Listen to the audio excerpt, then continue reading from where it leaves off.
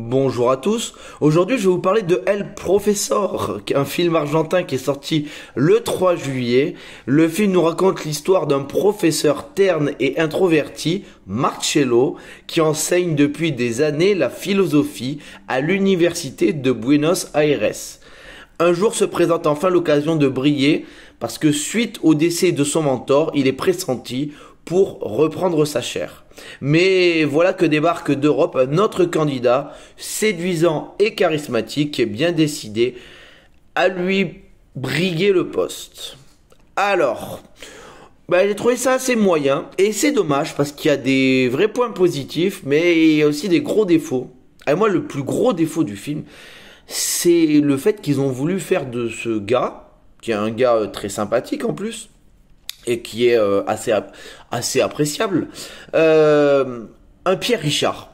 Je ne sais pas pourquoi. Du coup, il lui arrive plein de bricoles là, et franchement, des fois, les gags sont graveleux, alors que c'est plutôt bien écrit. Mais il y a plein de trucs visuels, voilà. C'est Mr Bean, quoi. C'est Mr Bean. Il y a une scène avec une couche remplie de caca, et voilà. Bon, c'est un peu lourd, quoi. Alors qu'à côté de ça, on a un film qui est très intelligent, qui va parler de philosophie, et quand donc notre héros parle de philosophie, franchement, c'est passionnant. C'est beaucoup plus passionnant que mes cours de philosophie que j'avais eu à l'époque. Et ouais, on parle de la mort, on parle de plein de choses, et en fait, ce qu'on en a envie, c'est de l'écouter parler, ce type. Parce que quand il parle, il est passionnant. Et moi, c'est ce que j'ai apprécié dans le film. En plus de l'histoire de la succession, que j'ai aussi bien aimé. Je me suis dit, c'est une thématique qui a jamais été vraiment introduite dans les films. Donc mais il y a aussi un côté telenovelas là par moment que j'ai pas du tout apprécié, notamment des musiques de transition qui c'est pas les musiques en elles-mêmes, c'est que ça fait vraiment on a l'impression de regarder une série, un feuilleton hispanique d'Amérique du Sud non, ça c'est pas possible. Et puis c'est vrai qu'il y a aussi cet enchaînement de scènes quand on finit une scène là, il y a un écran noir et puis à un moment ça réduit le rond comme ça, boum. J'ai pas trop aimé non plus. On dirait qu'on a affaire à un produit bas de gamme.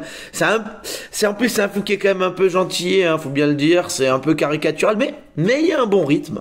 Ça se regarde. Moi, je me suis pas ennuyé. Mais enfin bon, c'est sûr que c'est pas un film qui va révolutionner l'industrie du cinéma, ça c'est clair. Et surtout, je comprends pas tellement pourquoi ils ont choisi ce film-là pour exporter, parce que c'est vrai que des films argentins, moi j'ai pas souvenir d'en avoir vu beaucoup, même zéro. C'était agréable de voir un film en langue espagnole, mais à part ça, je comprends pas trop ce choix. Voilà, je pense qu'il doit y avoir d'autres films argentins qui sont beaucoup plus intéressants que celui-là. Celui-là, franchement, si vous voulez regarder un film en espagnol, c'est distrayant, franchement, ça se regarde. Mais vraiment pas plus. C'est pour toutes ces raisons que je lui mettrai la note de 5 sur 10.